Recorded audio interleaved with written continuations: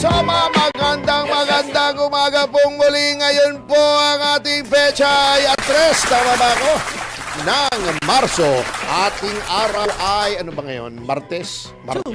Hindi pala Martes. Sabi ni Juan, sabi ni Victor, Tuesday. At ang ating oras ay Alas 11, 6 ng umaga. At Tony Ferdi, Mr. Sex Appeal, pogi na, macho pa nga, Oh, yeah. bumabati sa inyo muli ng mabuhay po kayo lahat ng ugat sa inyong katawan. Kasama si Miss Juvie Guzman. Okay. Si Vice Ganda pala, dinalaw si BBM, ano? Oh, ay. Nakalagay doon, yung baby monkey, di ba? BBM, baby monkey, BBM, di ba? O, hindi ba? Di ba yun ang initials? BM lang. Anyway, habang hinihintay po natin ang ating panauhing pandangal sa araw na ito, ay, teka, mabigat na ang nangyayari sa Middle East, ha? Opo. Ito ang mga pangyayari, mga ilang hours ago pa to, baka nag-iiba pa sitwasyon, ha? Sa Israel, kasi alam naman natin na nangyari, di ba? Nagtirahan sila ng missiles. Opo. Meron nga akong kaibigan na sa Dubai, manganganak siya. Ay, Diyos ko. Sabi ko, pagka ang anak mo ay babae, ito magandang pangalan kasi nagliliparin yung mga missile. Sabi ko, Michelle. Missile. Anyway, sa Israel, siyam na ang patay. Yung isang neighborhood nila, yung Beit Shemesh, ay gibang-giba. Sa United Arab Emirates, yung Burj Al Arab, nasusunog. Abu Dhabi Airport, may isang patay, 7 ang sugatan.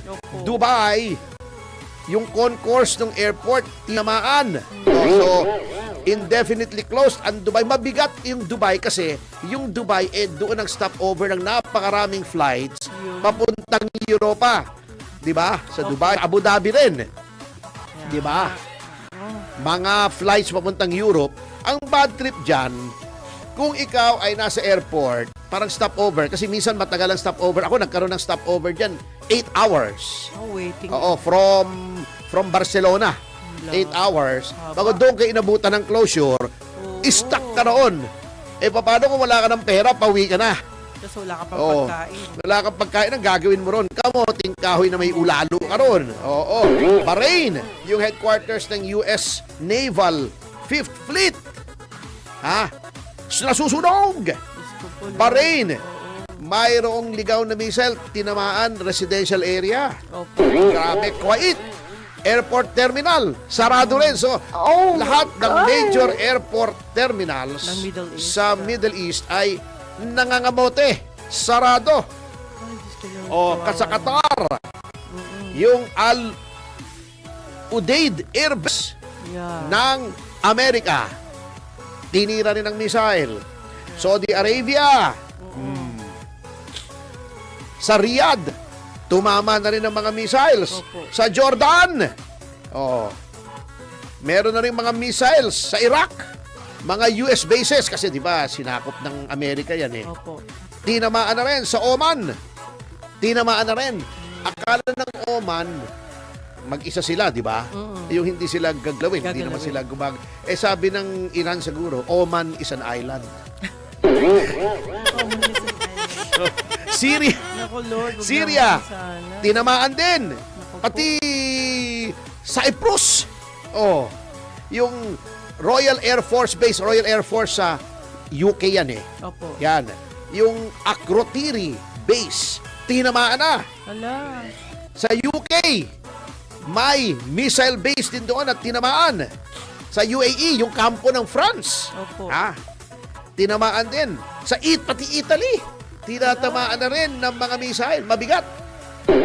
Kalat na. At saka yung Strait of Hormuz, kung saan mga 20% ng supply ng langis ng buong mundo ay dumadaan, sinarhan ng Iran. Walang pwedeng dumaan barko. Matatakot kasi baka mabomba, lumubog. Kamote. Ang langis tumaas na from 77 to 83 isang bariles nung nire-refine ginagawang gasolina. At yung mga flights, wala nang flights sa Middle East. Kamoting kahoy. Gulo yan, ha? Ang napakaraming flights yan. Libo yan. Pati ang ginto na binenta natin noon ng mura ay 5,300 na kada ounce. Ano yung ounce sa Tagalog? Tingnan mo nga. Google mo nga. Onces. Na-onse tayo. Doon binenta natin yung gold. Oo. Yun ang nangyari sa atin. Oo. Oo, na-onse tayo. Ngayon, natatawa ako dito sa Defense Secretary natin. Kasi di ba sinabi ni Senator Erwin Tulfo na mukhang natauhan na. Nasabi niya, ang daming EDCA bases dito.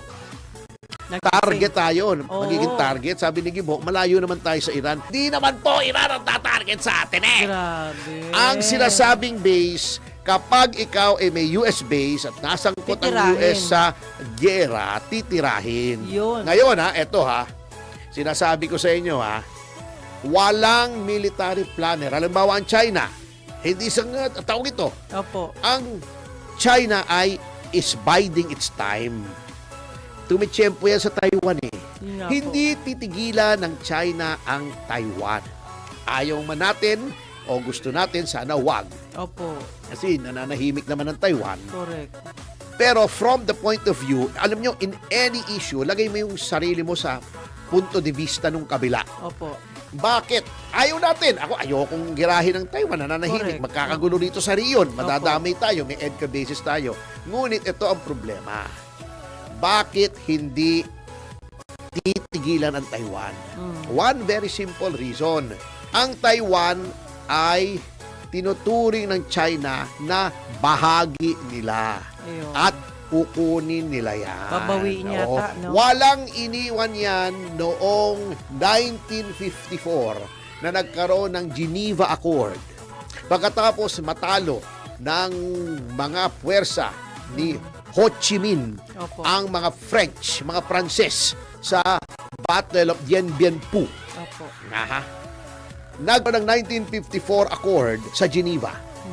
Yung mga Western powers, sila ang nag-divide ng Vietnam. Sabi nila, para wala na lang gera, sige, divide natin. Lagyan natin ang tinatawag na 17 parallel. Lagyan natin ng South Vietnam, si Diem ang presidente. Opo. Back up ng US yan. Kasi gusto nila democratic communist.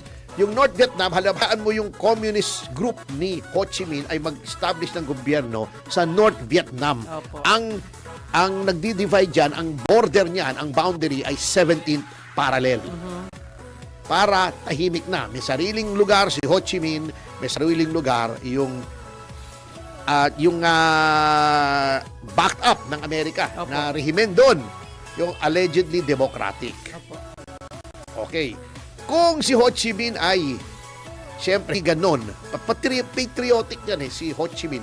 Although tayo, anti-communist tayo, you have to admire the leadership of Ho Chi Minh. Pwede naman siyang tumahimik na lang, ngunit sabi niya, hindi pwede. Hindi pwedeng mga banyaga ang nagdidesisyon sa kinabukasan, sa kapalaran nating mga Vietnamese. Ang Vietnam ay isa, walang North Vietnam, walang South Vietnam.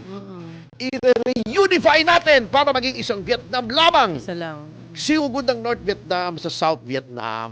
Okay. Nagkaroon ng tinatawag nating Vietnam War. Sabi ng Amerika. Opo. Hindi. Ipaglalaban namin ang South Vietnam. Ano nangyari? Ang daming namatay na Amerikano. Nagsawa ang Amerikano. Opo. Noong 1973 ay umalis sila. Nagkaroon ng Paris Accord. Pull out na ang Amerika. Sabi nila, tutulungan na lang natin ang mga South Vietnamese. Within 3 years yata. Hindi ako nagkakamali. Ako'y tama. Talo na ang South Vietnam. Isa na lang ang Vietnam. Hindi tinigilan ni Ho Chi Minh. At least pinag-isa Kasi sabi nila, isa lang ang Vietnam. Ganon din sa South Korea, North Korea. Laging sinasabi ni Dapat Kim, nangyari, di ba? Hindi, isa lang ang Korea. There will come a time, susugurin namin ang South, i-reunify natin. Di ba, nagkaroon na nga ng Korean War. Opo. Dahil nga sa ganung pangyayari. Okay. Ngayon, ganyan din ang China. Sabihin mo, ba't naman pinapakialaman mo? Masyado ko naman bully. Siyempre, ang punto de vista ng China, amin yan eh. Ba't ba pinapakialaman mo kami kung babawiin namin? O, yun ang nangyayari. Ngayon, nagkaroon ng EDCA sites. Di ba? Tingin mo, alam nilang may missiles dyan, may mga war material dyan. Yung mga ginagawa, ammunition, mga tangke, maaari, di ba? Pwedeng gawing base ng Navy ng Amerika. Di ba? May mga sundalong Amerikano. Tingin mo, hindi titirahin yung EDCA? Titirahin tayo niya. Titirahin tayo bago pa sumugod sa Taiwan. Preemptive strike. Opo. Oo. Anong gagawin mo? Anong gagawin mo? Wala plano I-invoke rito. mo yung Mutual Defense Treaty. Malabo.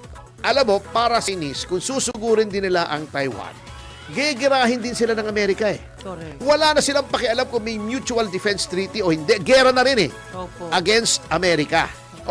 Wala na silang pakialam. Titirahin na nila yan. It does not matter anymore. Kasi, anyway, kalaban na nila eh. So, attorney, anong action nila ngayon sa EDCA? Wala nga. Papadamihin pa nga. Yun ang malaking problema natin. Padadamihin Kagulo pa. na nga Di ba? Yun ang mabigat. So, no action taken. Paano magkaka-action taken? Ayaw naman paalisin. Padadamihin pa nga eh. Ala, hintay pa tayo. Paano gagawin? Kaya nga, noon pa, sinasabi natin, huwag nagkaroon ng bases dito. Opo. Mali. Sapagkat, madadamay at madadamay tayo. Anyway, bago natin ipagpatuloy ang ating pag-aaral, ay tumanggap tayo ng report mula kay Patrol 30, si Binibining Jelly Mendez Nomats. Akala ko apelido niya, Nomats na eh. No materials pala.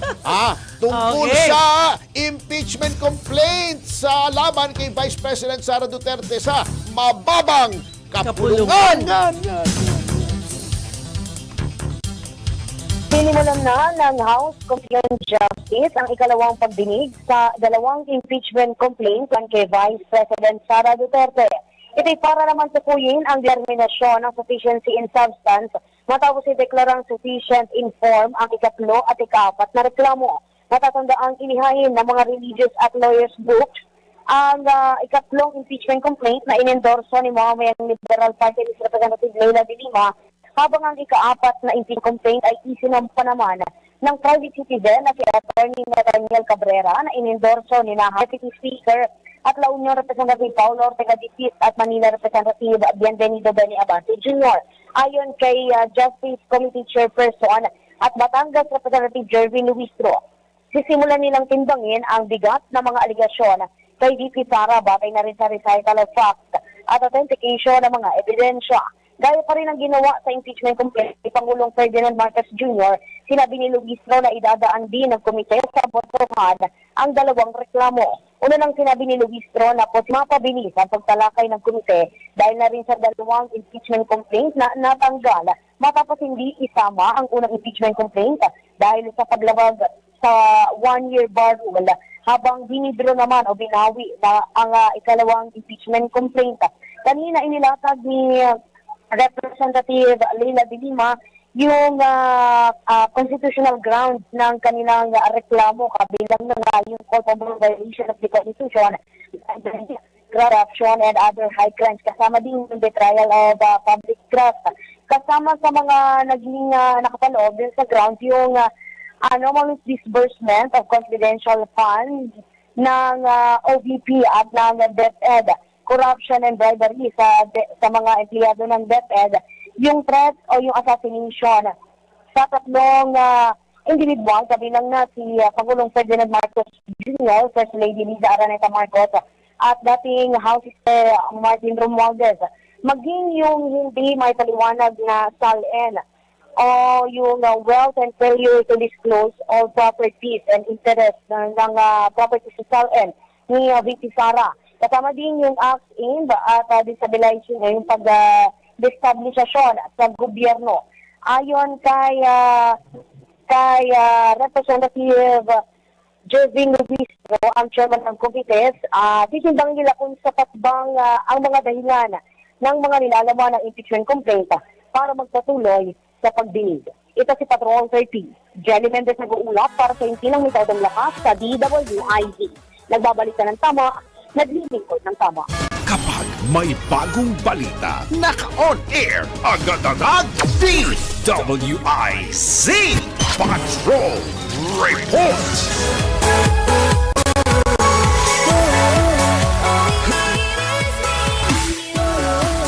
Okay, mga kasama! Magpapatuloy po ang ating pag-aaral sa oras na Alas 11:21 ng umaga. At mga kasama, tama-tama po ay narito na ang ating panauhing pandangal habang tinatalakay po ng mga pangit ang complaint laban kay VP Sara Duterte. Wala akong sinasabi kung sinong pangit dyan, ha? Hindi ko sinasabing sa Dilima yung pangit, ha? Hindi ko sinasabing si Jervin Lubistro. Hindi ko sinasabing si Percy Sendanya, ha? Wala akong sinasabi. Basta mga pangit. Hindi libelous yan. Walang identification. Ha? Ay, narito na po ang ating panauhing pandangal upang himayin at saliksikin, ha? At ianalisa ang sinasabing Madriaga Affidavit. Without further ado, pakilala ko na isang kaibigan ko. Marami na po kaming mga digmaang pinagdaanan nito. Walang iba kundi si former National Youth Commission Chairman Ronald Cardema. Good morning, sir! Good morning po, attorney and ma'am. Kamusta ba? Thank you very much sa iyong pagpapaunlak at chairman sa aming payak na paanyaya. Ngunit alam niyo naman po, sa kasalukuyan tinatalakay yung mga reklamo laban kay VP Sara at isa dyan, yung affidavit ni Madriaga. Isang nagngangalang Madriaga na hindi natin malaman kung saan biglang sumulpot ito. Sa pag-aalam niyo ba, Chairman, sino ba itong Madriaga na ito na nagsasabing bagman daw siya ni VP Sara Duterte? Oh. Actually, boss, nung lumabas yung Madriaga na yan at nagpapakilala siyang isa siyang miyembro ng PSG, tinawagan natin yung mga kaibigan natin sa Duterte family, sa Davao, and mga dating PSG commander. Kahit isa sa kanila walang may kilala. Kaya masabi natin, eto si Madriaga, ang claim kasi po niya ay naging member siya ng Presidential Security Group. Ang dami niyang claim actually. Opo. Ang dami niya. Napakagaling to. Mas magaling pa itong James Bond eh. Oh, Walaan yung affidavit niya eh. biglang lumitaw. Para maging member ka ng PSG, ng presidente, Opo. dapat miyembro ka na rin ng either Armed Forces o PNP o Philippine Coast Guard Ah, yes. o uniform ba services. Opo. Hindi naman nag-outsource yan ng kukuha ng private security kasi presidente na nga yan eh. At hindi lang miyembro ka ng AFP or PNP. Opo. Dapat isa ka sa mga pinakamagagaling elite. Oh. Yes po. Oo. Hindi naman basta-basta kukuha yung Opo. Presidential Security Group ng kahit sino. And kahit ikaw ay member na ng Armed Forces, PNP, Philippine Coast Guard, Hindi rin BJMP, madali. BFP, kailangan mo pa uli mag-training ng Yun. VIP security. Oo, sa tama yun. Malacanang. Oo. Ang magtataka kayo, unang-una si Madriaga, he is not a member of the Armed Forces o ng PNP o kahit anong uniform services. Hindi siya kahit anong private man lang o corporal, wala. So doon pa lang, ma-realize nyo, hindi ito miyembro ng PSG o naging miyembro ng PSG. Baka Boy Scout. Boy Scout of the Philippines. Ang lakas naman ito. Di ba? Ang lakas. Ang lakas tama nga eh. Anyway, Chairman, wag po kayong aalis. Babalikan namin kayo. Magbe-break lamang po tayo. Ngunit magpapatuloy po ang ating pag-aaral sa pagbabalik ng Yes, Yes, Yo, Topasyo. Makatapos sa mga commercial information, patrasos, paalala po ay dyan si News Right, Breaking News, Megat, News Moment, dyan sinad ko ano na pagkasiman. Ating oras! Alas 11:25 Ang umaga! 1-3! Yeba! Yes, yes, yo! Pilipinas, narito na ang mga tamang balita sa oras na ito.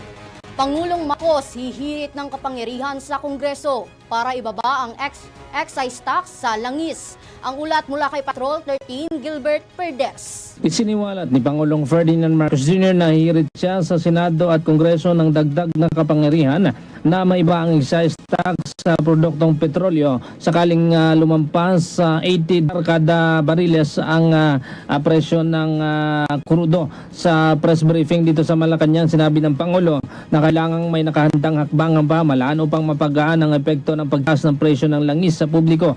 Sinabi ng Pangulo na dahil sa nagpapatuloy na tensyon sa gitnang silangan, posibleng tumagal pa ng 4 hanggang 5 linggo ang kaguluhan na nagdudulot ng pangamba sa pandaigdigang supply ng langis.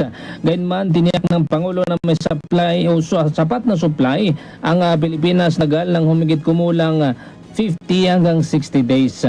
Patrol 13, Gilbert Perdes para sa Himpilang May Todong Las, DWIZ. Nagbabalita ng tama, naglilingkod ng tama. DWIZ News Catch Up. News Catch Up. Samantala, economic team ng bansa kinalampag ng isang senador sa harap ng tumitinding tensyon sa gitnang silangan. Ang detalye mula kay Patrol 19, Celi Ortega. Ortega Bueno. Dapat na paghandaan ng economic team ng bansa posibleng epekto sa supply at presyo ng enerhiya at iba pang pangunahing bilihin ng lalang tensyon sa gitnang silangan. Ayon kay Senator Loren Legarda, mahalaga na agaran silang maglatag ng mga hakbang upang hindi lalong mabigyatan ang mamamayang Pilipino. Git ng senadora, ang bawat pagsabog sa gitnang silangan ay tumatama rin bagamat hindi direkta sa bulsa at sikmura ng mga Pilipino dito sa Pilipinas. Maaari niya itong mga hulugang dagpasanin sa presyo ng gasolina na humahantong sa mas mataas na pamasahe at pagtaas ng presyo ng mga pagkain at iba pang pangangailangan. Kaya kailangan ay paghandaan ang epekto ng tensyon na ito sa enerhiya at ekonomiya. Ayon kay Legarda, lumalalang tensyon sa gitnang silangan ay hindi na simpleng hidwaan sa kabilang dako ng mundo. Mabilis itong lumalaganap sa mga karatig bansa at nagbabadya ng seryosong panganib sa kalakalan, enerhiya at trabaho, lalo na sa mga bansang pinagtatrabahuhan ng libo-libo Pino. Hindi anya ito isang malayong gyera na pwedeng panoorin at antaying humupa na lang. Nakataya rito ang buhay, kaligtasan at dangal na ating mga kabayan at ang kinabukasan ng bawat pamilyang Pilipino na umaasa sa kanilang sakripisyo. Samantala, kinalungkot ni Legarda ang pagkasawi na ating kababayan na si Mary Ann Velasquez de Vera sa Israel. Nanawagan si Legarda sa lahat ng panig na pigilan ang lalo pang paglala ng karahasan, maging bukas sa dialogo at diplomasya at igalang ang batas sa international na nagtatanggol sa mga sibilyan. Nanawagan ng senadora sa Department of Foreign Affairs, Department of Migrant Workers at sa ating mga embahada at konsulado na tiyaking may malinaw na plano sa seguridad at posibleng paglilikas, tuloy-tuloy na komunikasyon sa Filipino community at agarang tulong legal, medikal at pinansyal sa mga nangangailangan. Ito sa Patrol 19, Celi Ortega Bueno para sa Himpilang Metodong Lakas sa DWIZ. Nagbabalita ng tama, naglilingkod ng tama. DWIZ News Catch Up. News Catch Up. Sa ibang balita, update sa bumagsak na chopper sa Pililla, Rizal. Ulat mula kay Patrol 38, Jen Patrolya. Umakyat na sa 2 bilang ng mga nasawi habang 3 ang sugan sa pagbagsak ng isang helicopter sa Barangay Kisaw, Pililla, Rizal. Sa social media post ni Pililla Mayor Jana Masin, 5 ang sakay ng naturang chopper, kabilang ang 2 foreign national. Idineklarang dead on the spot ang isa sa mga sakay, habang ang isa naman ay dead on arrival. Nadala na sa ospital ang iba pang sugatan habang nakadeploy na sa lugar ang Pililla Municipal Police Station, mga emergency responders at kawani ng barangay para sa rescue at investigasyon. Ako si Patrol 38, Jen Patrolya, nag-uulat. Sa Himpilang May Todong Lakas, DWIZ, nagbabalita ng tama, lingkod ng tama. DWIZ News Catch Up. News Catch Up. At yan ang mga tamang balita sa mga oras na ito. Mag-follow at subscribe sa lahat ng DWIZ News digital accounts, Facebook, Instagram, YouTube, TikTok, X, DWIZ News App at DWIZ News website. Ako po si Rebel Medina, nagbabalita ng tama, naglilingkod ng tama. Yeba mga kasama, nagbabalik ang Yes Yo Topasyo sa oras na Alas 11:34 ng umaga. Attorney Ferdy, Mr. Sexapil Topasyo at Miss Juvie de Guzman. yan. At syempre po, nandito na tayo sa ating paboritong bahagi na Pinabagato.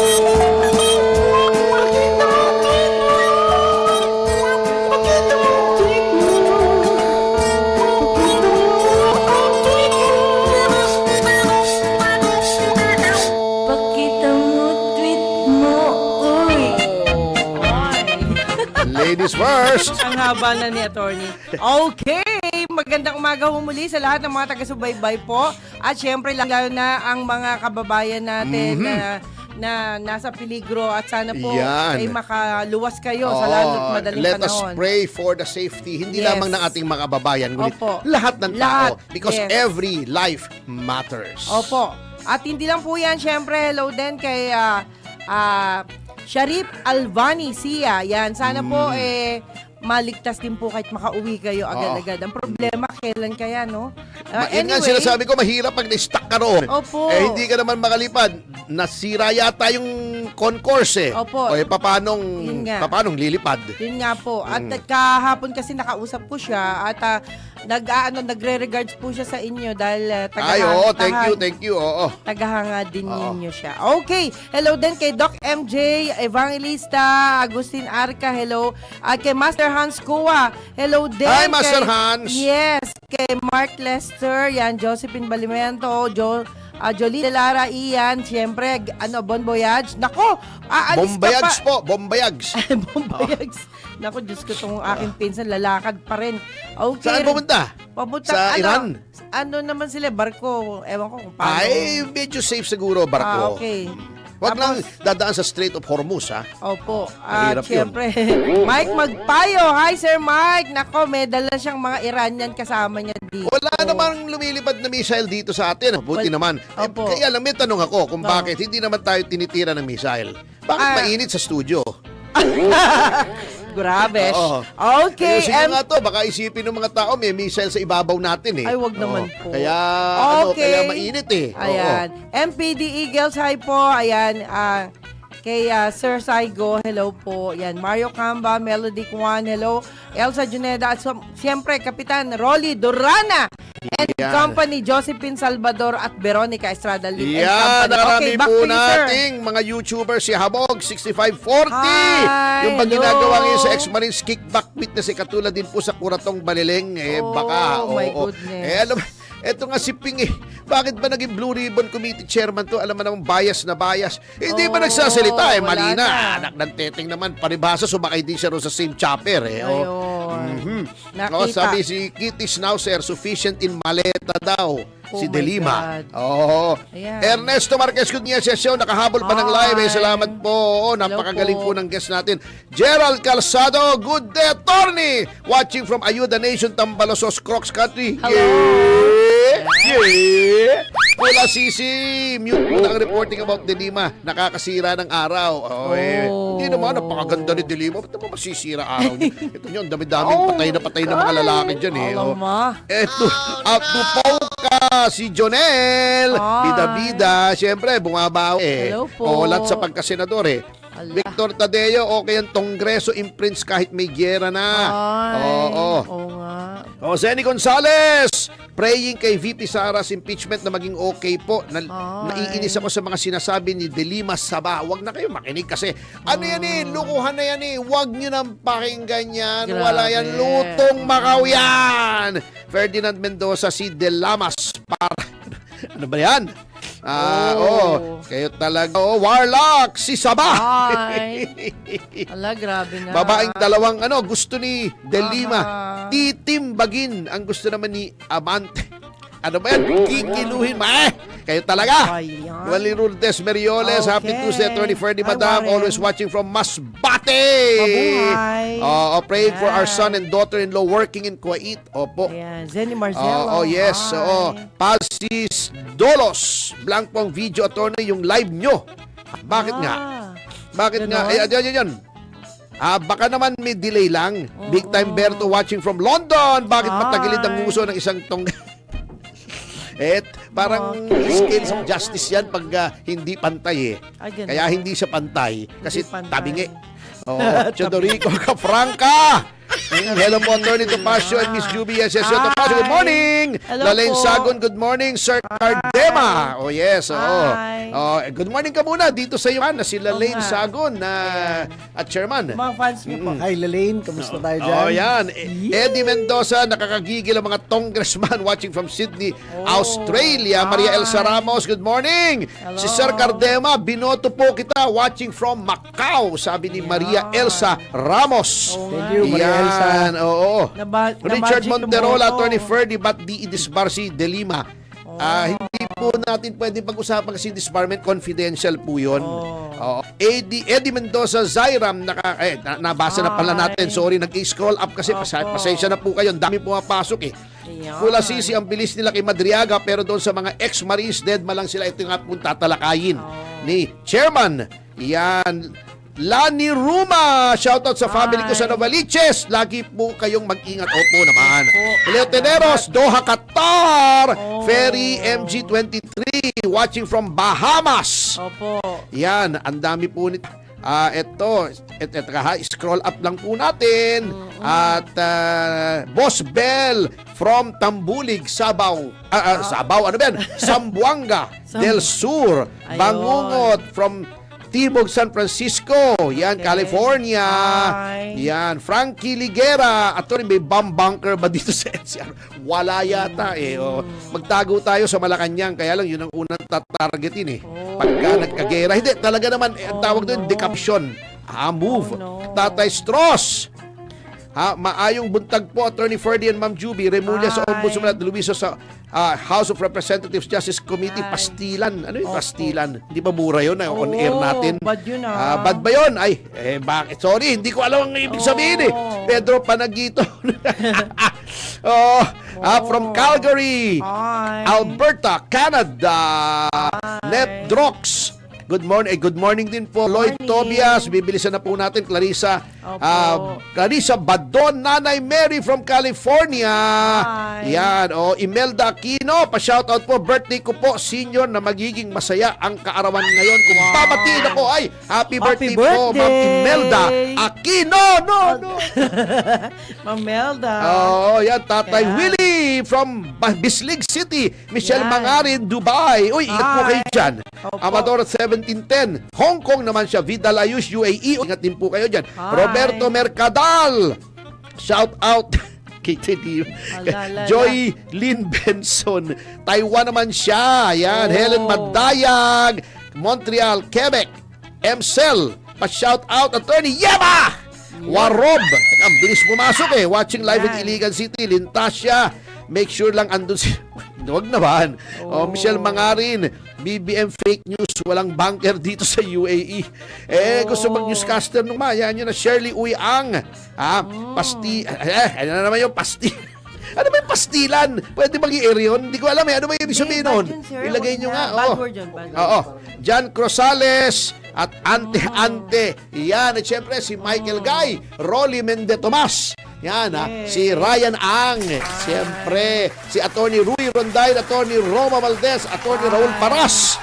Ay si Ramil Oliveros po ay palaging nakikinig. Yan Ay, teka. Meron tayong babatiin mamaya ng happy birthday. Yan. I Eto, miss teka you, Attorney hanapin Jose. ko lang Anyway, si Willie King, William Gatchalian ay palagi nakikinig. Andrew Tan, Louie and Nuts Gamboa. Yan. Si Richard Chuateco, Rainer Chu Opo. ay palaging nanonood. Alex Cruz, syempre. At happy birthday ngayon kay Miss Enriquita Catayong. Happy birthday! Isang OFW leader to at leader Ayan. urban poor. Happy birthday, ma'am. Yan. Yan. Okay. Okay. Anyway, tanggap muna tayo ng flash report mula kay Patrol 13, si Gilbert Perdez. Yes. DWIZ Flash Report.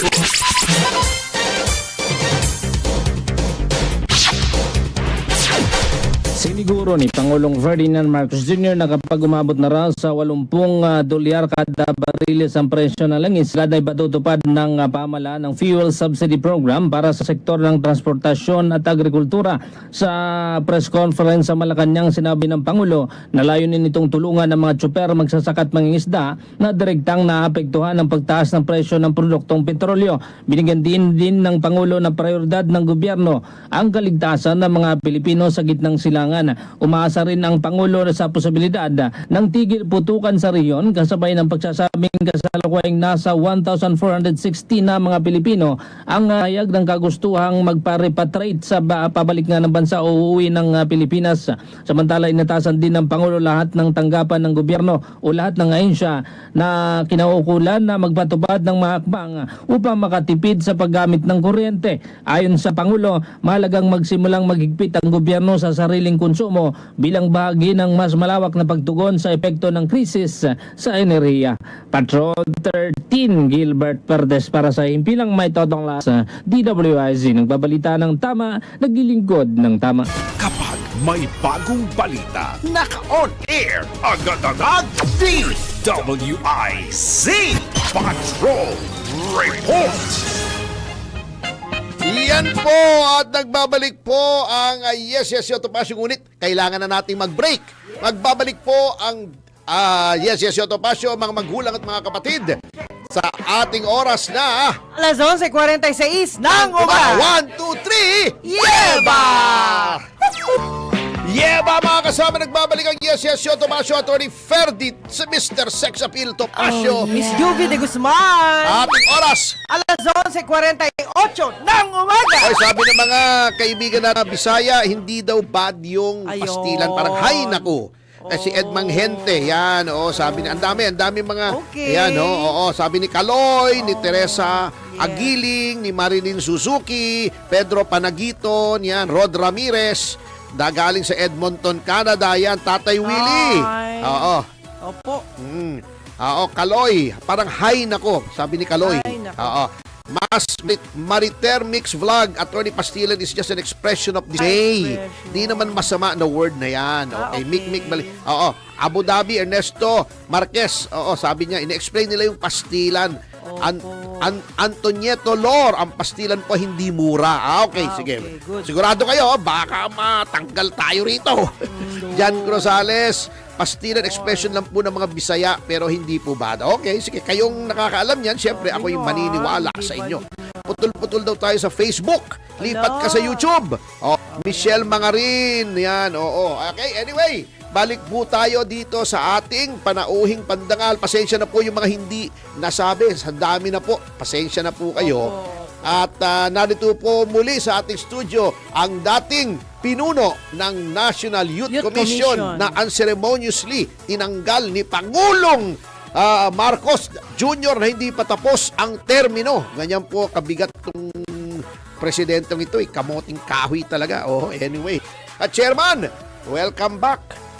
At Chairman, may sinasabi rito si Madriaga na di umano siya daw ay nanggaling sa EIIB or Economic Intelligence and Investigation Bureau, siya National Security Council pa, NBI, Revenue and Integrity Protection Service, GHQ pa ng AFP. Ano ba to? Lahat na lang siya. Ito pa parang James Bond ba ito? 007 o O2? Paliwagan mo. Yung For your height only. Hindi kaya pinatatamaan mo ako niyan, Chairman.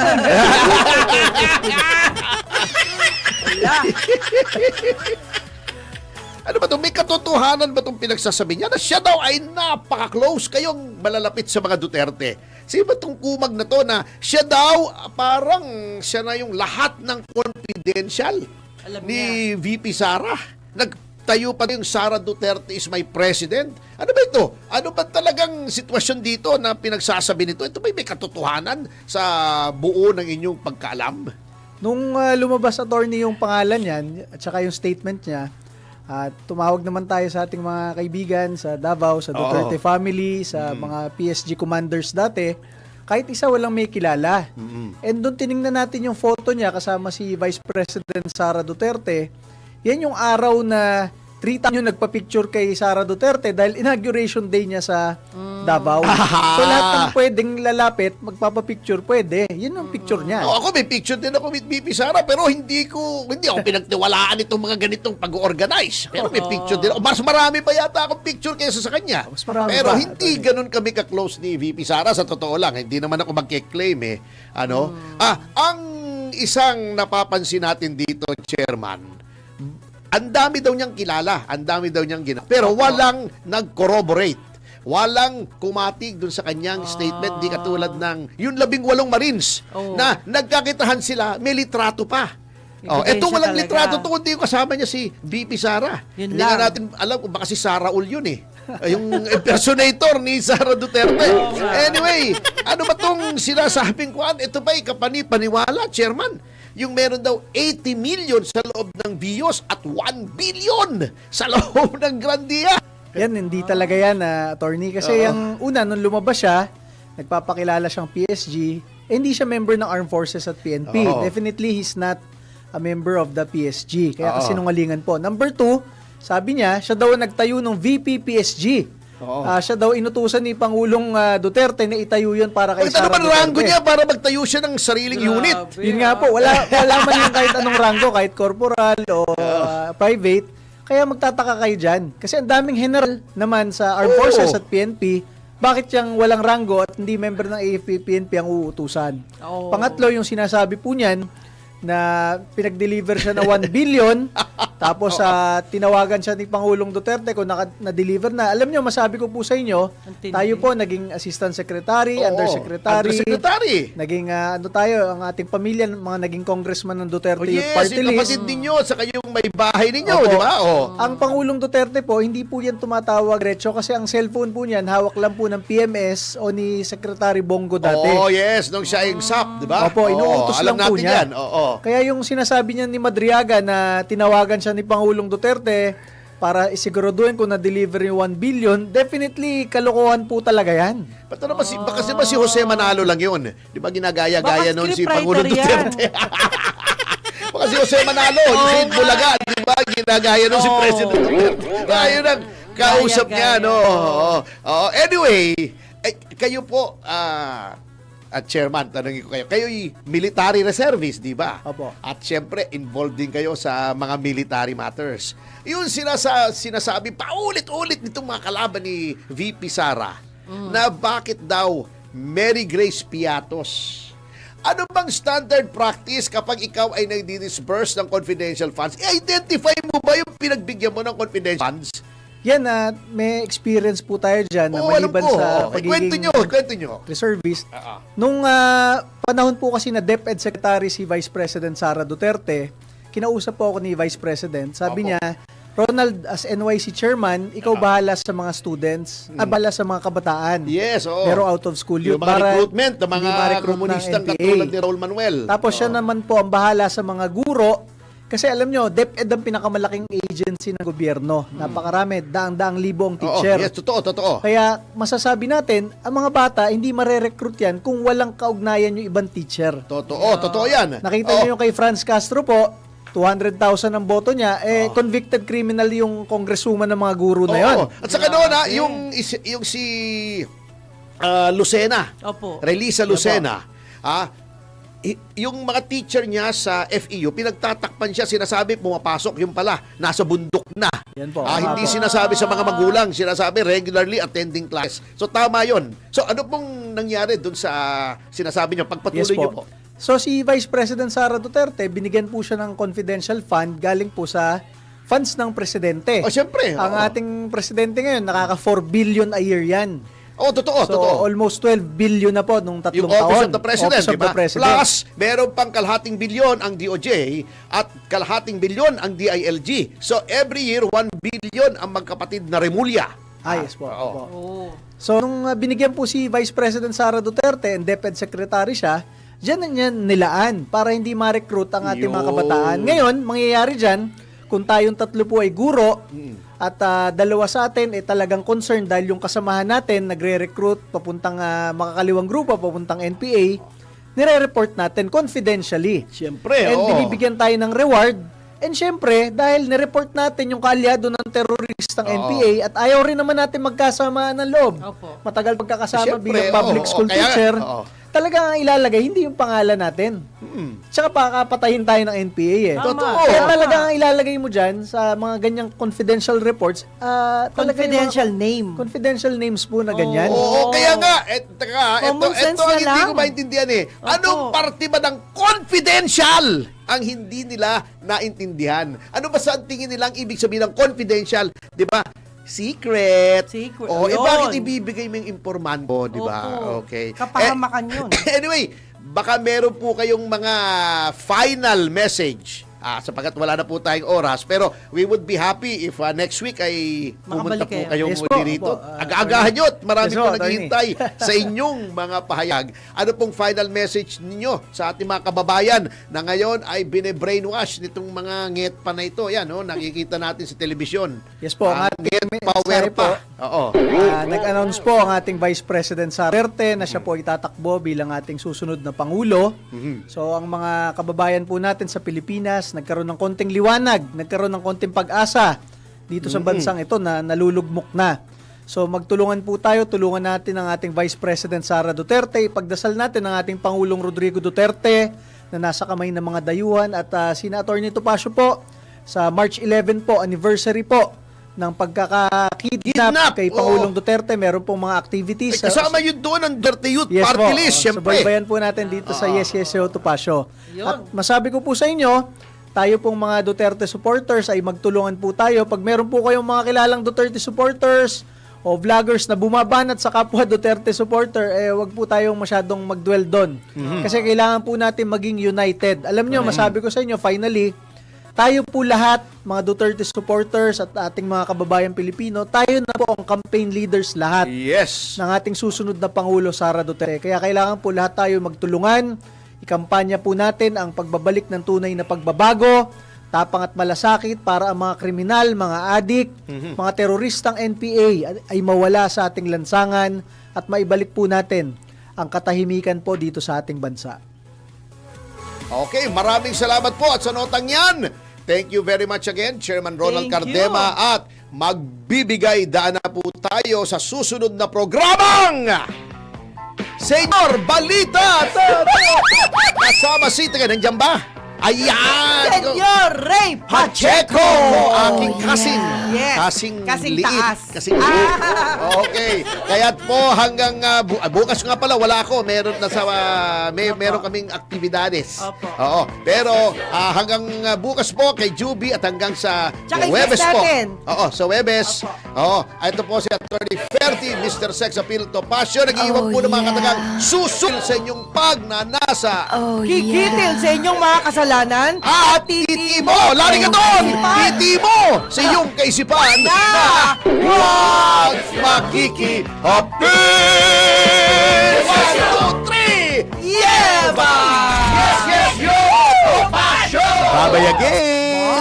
Si Mr. Yes Yes Yo, Attorney